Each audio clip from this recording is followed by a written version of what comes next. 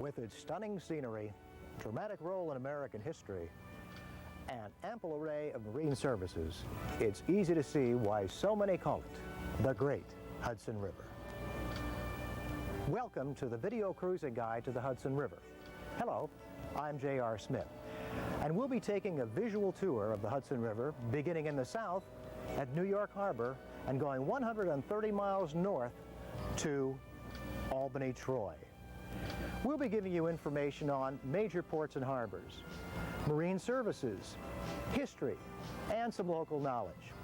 As Henry Hudson discovered back in 1609, the main channel of the river does vary in both width and depth, so you'll want to carry up-to-date navigation charts. You'll also want to make sure that your vessel is properly equipped with safety and emergency equipment. Life jackets, VHF radio, depth sounder, compass, and a current book of tide tables. The Hudson is also a working river, and commercial vessels ply the river on a regular basis. So it's good to make sure you review the rules of the road before you leave home port. The Hudson buoy system follows the red right returning convention. Now, let's begin our video journey in New York Harbor with spectacular views of the New York City skyline as well as the Statue of Liberty. There are two primary access routes to the Hudson.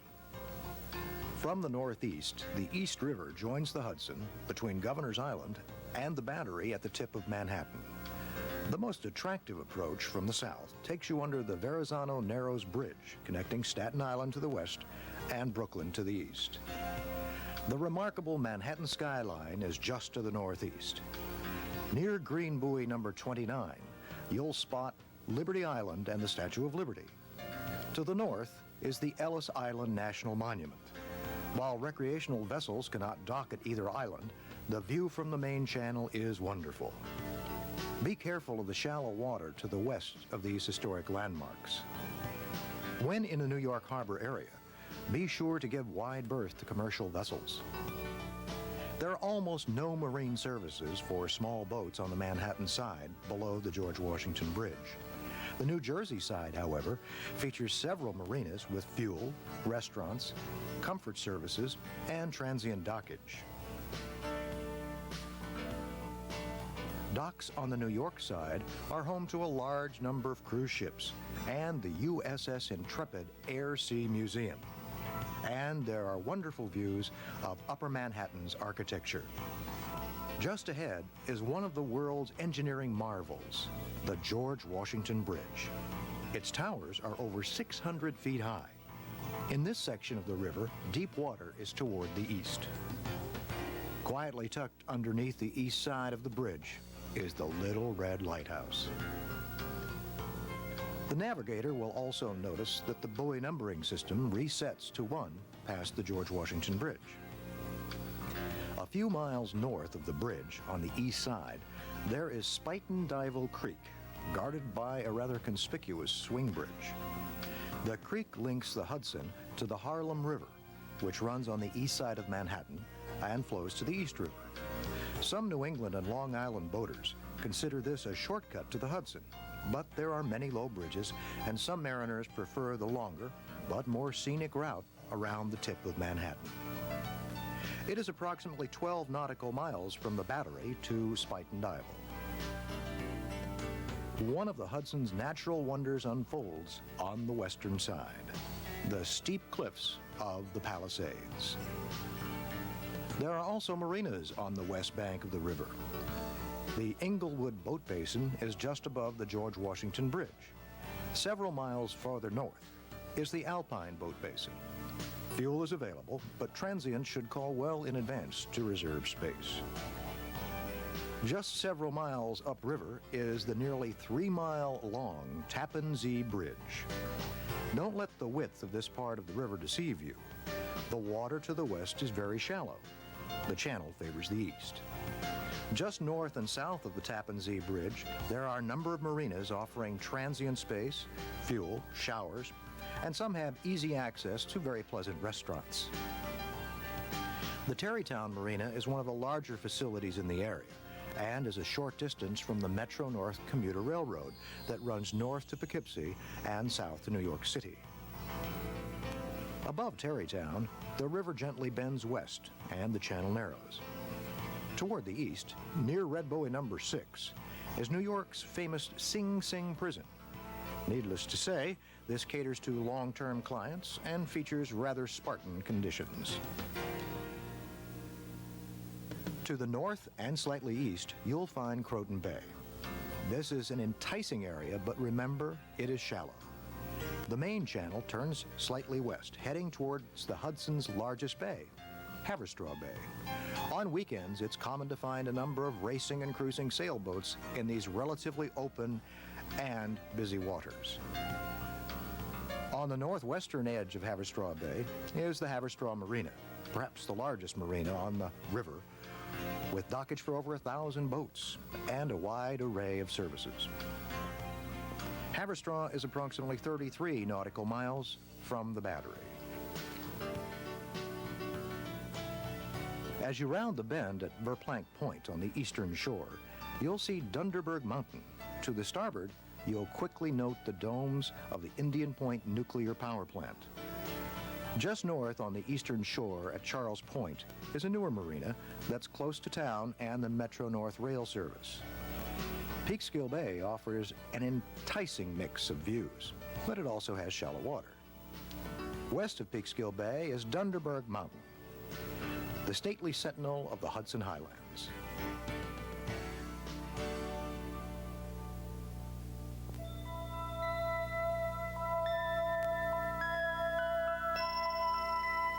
Jones Point is also called Kidd Point by some of the locals.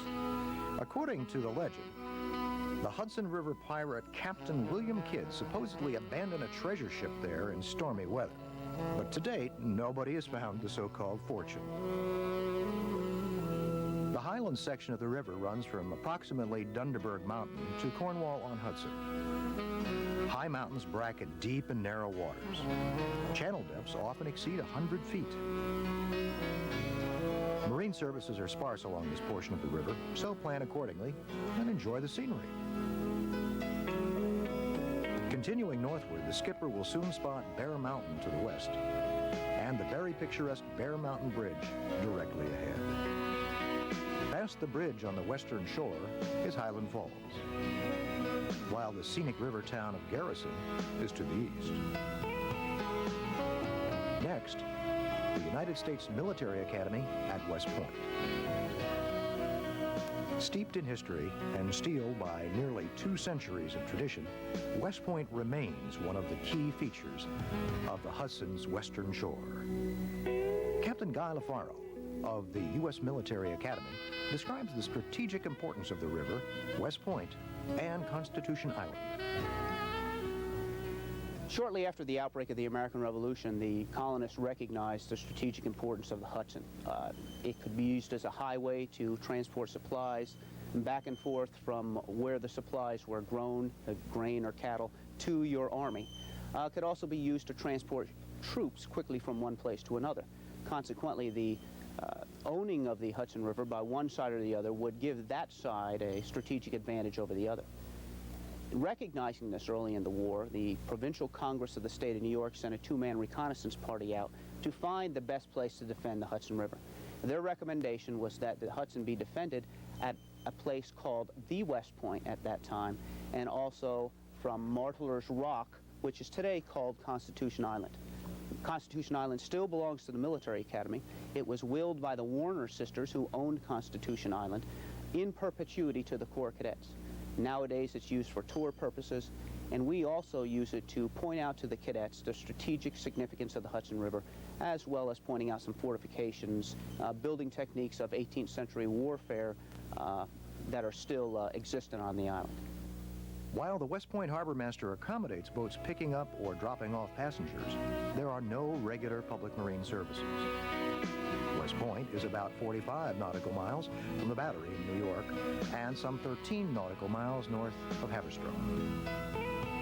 World's End, just north of the Academy, provides one of the most unique settings on the river. It seems like you're surrounded by land, and it's also the deepest point on the Hudson. Continuing north to starboard, you'll see Red Buoy number 36 and the quaint river community of Cold Spring on the river's eastern shore. According to area lore, George Washington once marked it on a map as a primary location to get a cool, refreshing drink. To the west is one of the river's most commanding sights, Storm King Mountain. In the foreground is one of the river's most interesting sights. Officially, it's called Polypal Island, but most locals know it as Bannerman's. A munitions dealer named Francis Bannerman built a European-style castle on this island around 1900. It was to serve as both a warehouse and a residence. It was abandoned after his death in 1918, and in 1969 it was destroyed by fire. But the ramparts remain, and they regularly lure waterborne visitors, even though it's apparently not legal to land on the island. However seductive the island might appear, the boaters should be cautioned that the waters surrounding the island are shallow and contain obstructions. Most boaters stick to the channel and stay well to the port of Red Buoy number 38. In the distance, you'll see the city of Newburgh on the west side. The double-span Newburgh-Beacon Bridge connects Newburgh and the city of Beacon on the eastern shore. There are several marinas at Newburgh and a colorful barge that houses an on-water restaurant. On the east bank is the private Beacon Sloop Club, which is often home port for the Clearwater. The Clearwater is a replica of the early Dutch sloops that worked the river during 18 and 1900s, reminding us of the Hudson's rich heritage as a key transportation route and a magnet for commerce. The Clearwater organization has been a leading force in the Hudson River environmental movement. Newburgh and Beacon are about 53 nautical miles from the Battery in New York and about 21 nautical miles from Haverstraw. The run north toward Poughkeepsie is straightforward with good water depth. On the west shore, you'll spot a very large power station. Red Nun number 44 marks Diamond Reef and do stay well to the port. Every few years, vessels of ample draft stray a little bit too far east and go aground on the reef. Just north of Red 44 on the eastern bank is a marina with gas and repair service. Transient space and fuel are available on the west shore at facilities near Marlborough. Many boaters are tempted to anchor in the shallower waters near the quarry operation to the north. Avoid the temptation. This is a working facility, and barges limited in their maneuvering capabilities need all the river room they can get.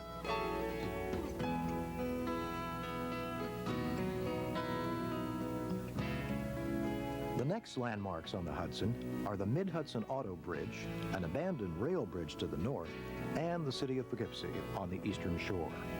Poughkeepsie is one of the northernmost stops of the Metro-North Commuter Railroad, which follows the river south to New York City. The bridges also form a gateway to what some call the historic section of the Hudson River that runs north to the towns of Catskill and Hudson. Lying about 66 nautical miles from the tip of Manhattan, Poughkeepsie is also the halfway point in our 133 nautical mile journey. There are two fine riverside restaurants featuring seafood with gas and dockage for dinner guests. One is located on the west shore, just north of the old rail bridge. The other is on the eastern shore, above Marist College. This restaurant marina facility also provides dockage, showers, restrooms, and shore power for transients. The northeast skyline features the buildings of the Culinary Institute of America, the nation's leading school for chefs.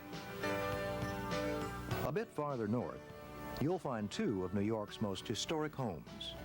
First is President Franklin Delano Roosevelt's estate at Hyde Park. The home, park, and museum are operated by the National Park Service. Next is the Vanderbilt Mansion. With its extensive grounds and marvelous views, this site recalls the grandeur of the opulent era along the river. Just north of the Vanderbilt Mansion is Norrie Point Yacht Basin. Operated by New York State as part of the Norrie State Park, this facility has transient space and is an ideal jumping-off point for land-based tours of the park. We suggest passing to the east of the small island just in front of the Poughkeepsie Yacht Club and Norrie Point. For deep draft vessels, it's best to approach Norrie during high tides. There are some privately maintained navigation aids that help mark the channel. If you favor the eastern side of the channel, you'll generally find deep water until you reach Dinsmore Point. By now, you've spotted the Esopus Lighthouse, seemingly sitting in the middle of the river. The channel runs east of the light, and there are shallows to the west. Many a boater has been grounded trying to shave a few hundred yards off his journey. This area is actually called Esopus Meadows, and river grass really does grow in the shallow areas. The Esopus Lighthouse was originally built in 1839. Lighthouse keepers manned that facility until the 1960s, when the light was converted to automatic operation. Standing watch over a protected cove east of the light is the Mills Mansion. When you leave the Esopus Lighthouse area, you'll be approaching Kingston Bay, with Kingston's Roundout Lighthouse in the distance. Sailors love this area as it offers good depth and reasonable winds during the spring and fall. Just above Kingston Bay, on the western shore, you'll soon spot the entrance to one of the river's best and most lively ports, Kingston's Roundout Creek. You'll find plenty of fuel, transient space, food, and nightlife. Kingston has a rich history, not only as a river port, but also as New York State's first capital. And at night, to aid navigators and to welcome guests, they keep the light on. As you enter, keep to the channel's starboard side. Be careful, as shallows bracket each side of the entrance to the roundup. At high tide, the jetties are often submerged, and day markers will help guide you in. Once in the roundout, be sure to give wide berth to the sunken barges. Kingston has made a strong commitment to the development of the roundout area while maintaining its unique historic flavor as an example of a 19th century waterfront district. On the north bank is the Hudson River Maritime Museum. On this summer day, a replica of Henry Hudson's ship, the Half Moon, is visiting the museum. The original Half Moon was commissioned for the Dutch East India Company in the early 1600s. The city docks are just west of the museum. While Kingston has a number of historic sites, for boaters, waterside is where the action is. The area has a number of specialty shops, a cultural center, trolley museum, and nearly a dozen restaurants featuring cuisines ranging from Italian and Mexican to Oriental. All are within walking distance of the city docks. On weekends, the channel is busy with cruise ships, sailboats, and powerboats. Near the city docks, the creek forks.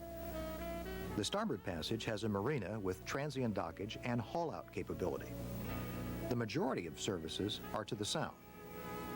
Marinas and boat dealerships are located all along the creek, offering such services as transient dockage for small and large vessels, diesel fuel and gas, as well as engine repairs, showers and laundromats, travel lifts for repairs, cleaning and storage, mast stepping, and several well-equipped marine stores.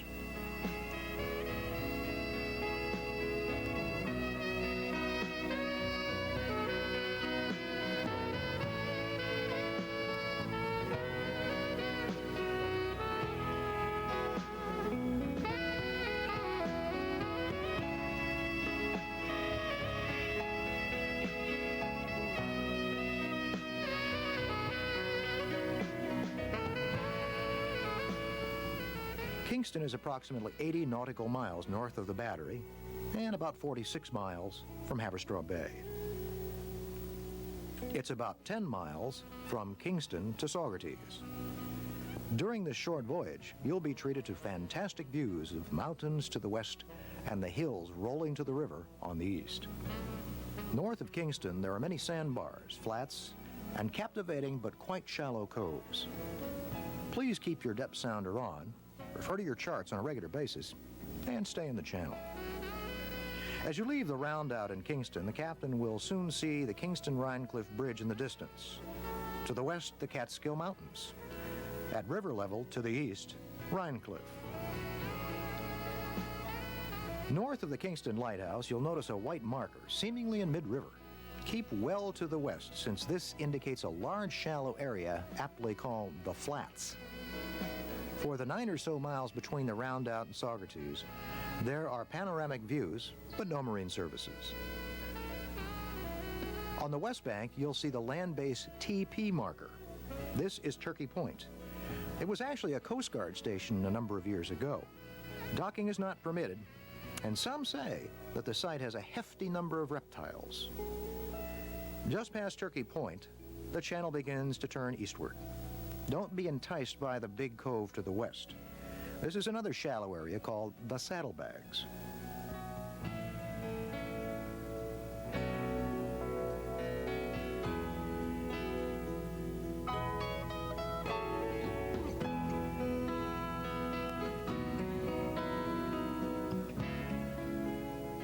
In the distance, you'll soon spot the Saugerties Lighthouse, which marks the entrance to Esopus Creek. First erected in the early 1800s, the lighthouse is now being restored. Upon entering Esopus Creek, stay north and east of Green Buoy number 39. On the starboard side of the creek, you'll see the Coast Guard station. Marine facilities will be to port as you pass through the creek. Gas, restrooms, and showers are available. Several marinas can handle transients in the 40-foot range. If you want to explore the creek past the marinas, do it in a dinghy. A sandbar spans much of the creek in that area. Town is a long uphill hike, but transportation is available.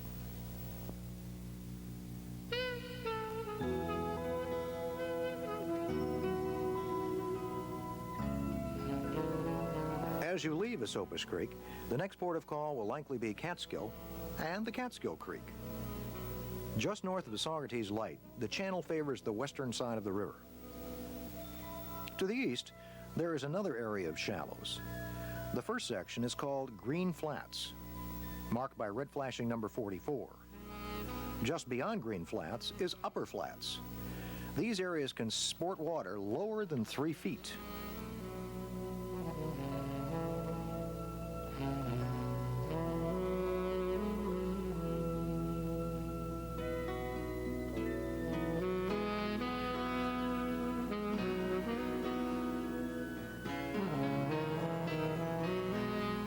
You're about halfway between the Esopus Creek and the Catskill Creek when you are across from the tall stacks of cementin.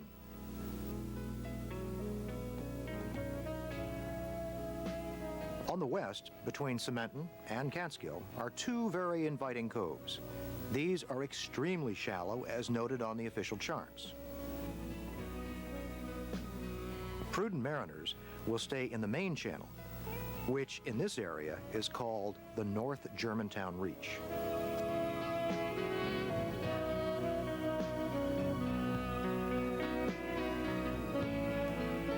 Green number 67 is at the mouth of the Catskill Creek.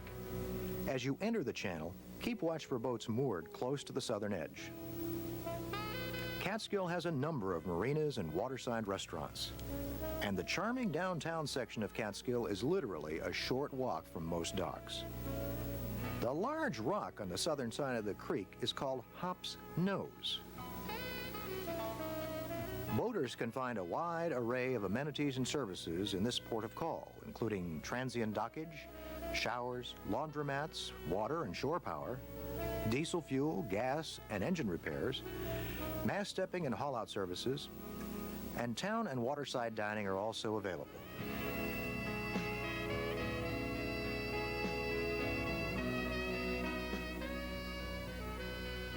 Catskill is about 100 nautical miles from the Battery in New York and about 35 miles from Troy.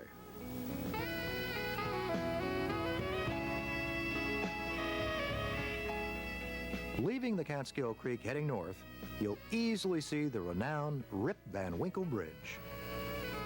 There is little doubt that Washington Irving's Rip Van Winkle and his monumental snooze was the primary motivation for naming this Hudson River Bridge.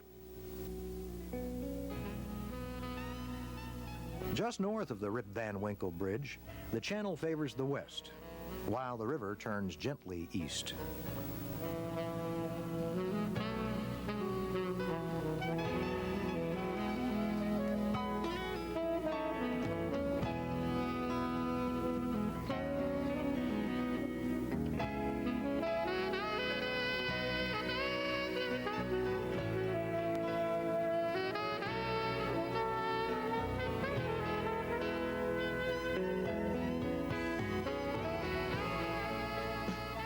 About 5 nautical miles from Catskill, you'll find the river towns of Athens on the west and Hudson to the east. At Athens, there is a restaurant with docks and comfort services. This is not technically in the channel, but many report fine services. Many boaters take the eastern fork, passing the lighthouse to the east and heading towards Hudson.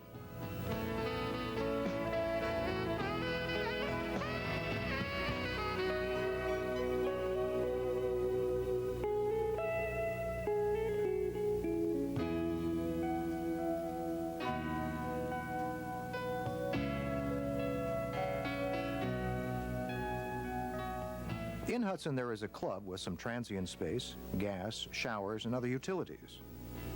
Hudson was an old whaling port and almost became the capital of New York. After passing the Hudson waterfront area, keep careful watch on your depth sounder. There is shallow water west towards Middle Ground Flats, which looks more like an island than an array of flats.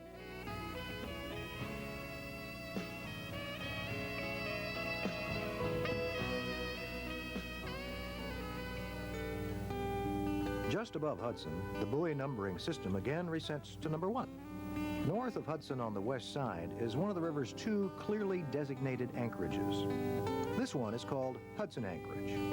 The other, the Stuyvesant Anchorage, is similarly marked and located several miles north above Coxsackie toward the eastern side of the channel. These are good anchorages, but surprisingly underutilized by pleasure boaters. North of Hudson, the river narrows, the mountains veer west, and the shorelines are dominated by rolling hills, quaint homes, and an occasional marina. In this stretch of the Hudson, stately trees are very close to the water.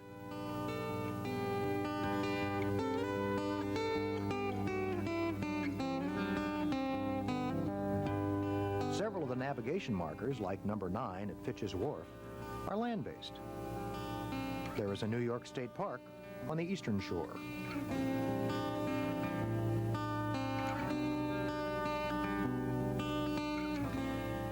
A friendly yacht club at Coxsackie, just ahead, has some transient space and most amenities.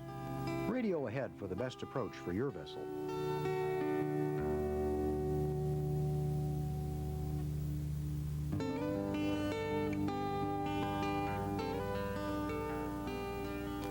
As the channel turns slightly to the west, you'll spot Hotelling Island toward the east.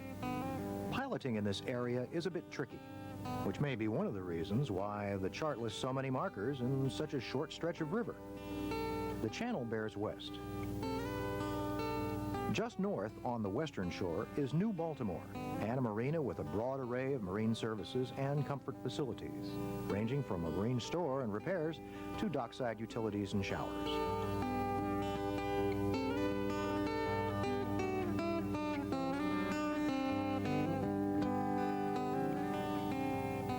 Beyond New Baltimore, you'll find the town of Quaymans, home to a marina and a yacht club.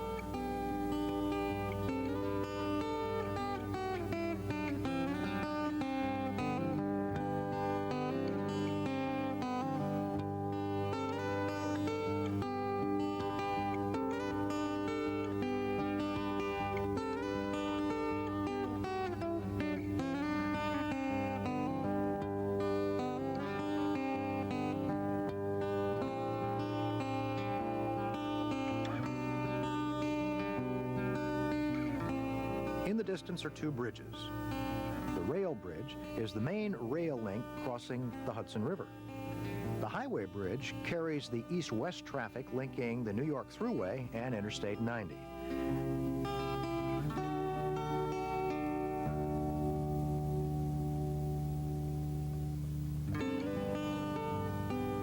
Just north of the bridges, a boat club at Castleton-on-Hudson on the eastern shore offers gas, some transient space, and mast stepping.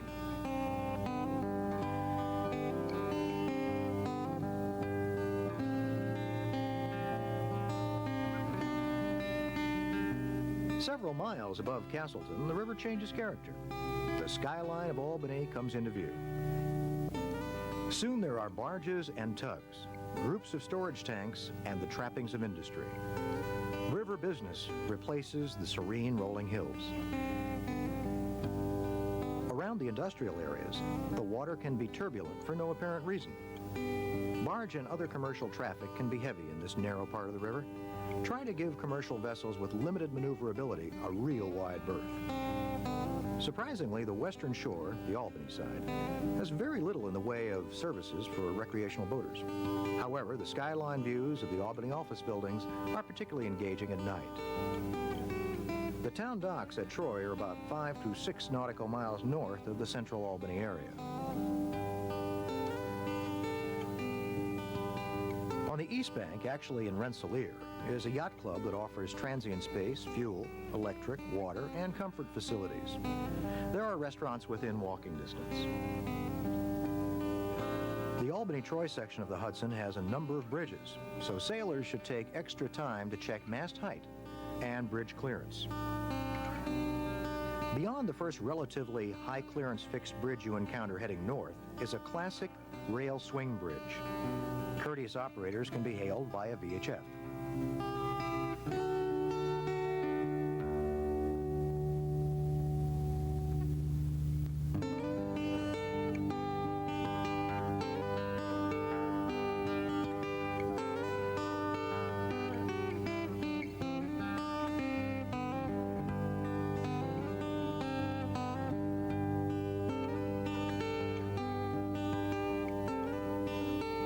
After several miles and several bridges, the historic waterfront city of Troy comes into view. Troy's public docks have diesel and gas, repairs, comfort facilities, and the charm of Troy's riverfront area. Fine restaurants are close by. While Troy and the locks that link the Hudson to the Champlain and Erie canals are often the end of the line for northbound travelers, it's the beginning of the true Hudson experience for those headed south from northern New York and Canada.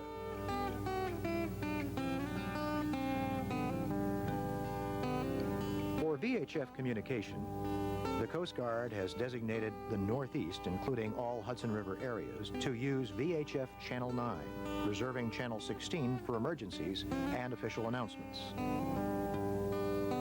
Always call ahead to a marina to check transient slip availability, services, and fuel, mean water depth at dockside, and the channel approach. On weekends, many marinas from Catskill south can be pretty crowded. And just a reminder, to help keep the Hudson clean, please do not discharge waste or refuse into the river. Many marinas do offer waste disposal and pump-out facilities. The main charts covering the river are NOAA chart number 12343. It covers the Hudson River from New York to Wappinger Creek above Newburgh and Beacon. NOAA chart number 12347 covers the area from Wappinger Creek to just above Hudson, while chart number 12348 profiles the river between the anchorage above Hudson to the Troy locks. We hope you've enjoyed your visual tour of one of America's most scenic rivers, the Hudson.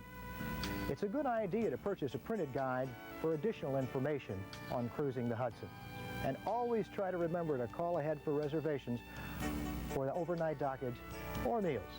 We'll be updating this video cruising guide every few years, and we'll also have a special historic edition available. Thanks for joining us. I'm J.R. Smith for the video cruising guide to the Hudson River.